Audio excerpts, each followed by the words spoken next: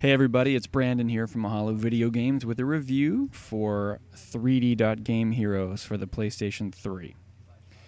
This is one of the odder games I've seen in some time. Put simply, it's like a giant Broadway musical based upon a play about frogs you wrote when you were 4. You'll understand what I mean in a minute. Now, while a strong retro style is currently in vogue in the downloadable and independent video game markets, the recent release of this retail disc for PlayStation 3 is head-scratching to say the least. A bizarre and unique graphical style begins a strong showing, yet soon I realized that the game is a full-size Legend of Zelda redo in every sense imaginable.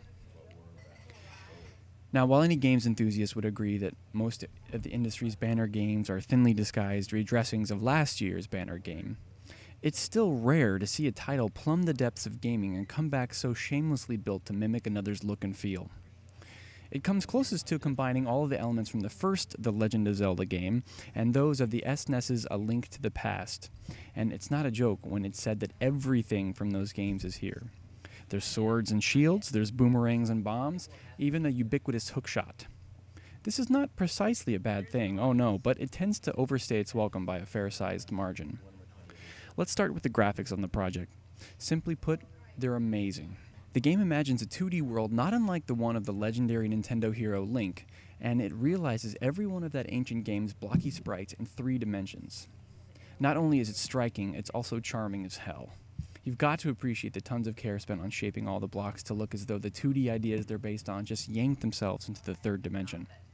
The style catches many the eye of passers-by, and it's almost strong enough to build a game around on its own. Almost. That's where my questions about the game's origins arose. Thinking about the initial idea for the project, was it all built solely around the excellent visual convention, or were From Software and Silicon Studio actually interested in building a clone of The Legend of Zelda? As the latter case seems unlikely, one can only assume that it was the former idea. Now, as I said before, there's nothing wrong with doing another Zelda game. Those are nothing if not genre-defying. The issue with the release of a title like this is the title's ability to provide extra layers of content and meaning that are facilitated by the leaps forward in current gaming technology. 3D Game Heroes does not provide enough of this to make the game remarkable. While this may be enough for some gamers who would be interested in playing through a huge slice of nostalgia, it's my opinion that most gamers will grow tired of the core mechanics of the game before the credits roll, as I did. The game does offer some new layers that are notable. First is its robust character creation tool that allows you not only to customize your character, but also change them every time you load. There's also many collectible and upgradable swords whose size can eventually fill the entire screen. There are also some fun minigames that are good to pass the time. It also has plenty of secrets and side quests meant to extend the length of the game, but most of these side quests end up as tedious fetch quests, only challenging in the ways they force the player to remember in what town they heard certain keywords. In the game's defense, the designers are clearly aware of what they've made. The in-jokes about adventure and RPG gaming conventions are frequent and frequently funny, including nods to From Software's recent excellent game Demon's Souls, also for the PS3, which is a must-play if you haven't tried that one yet.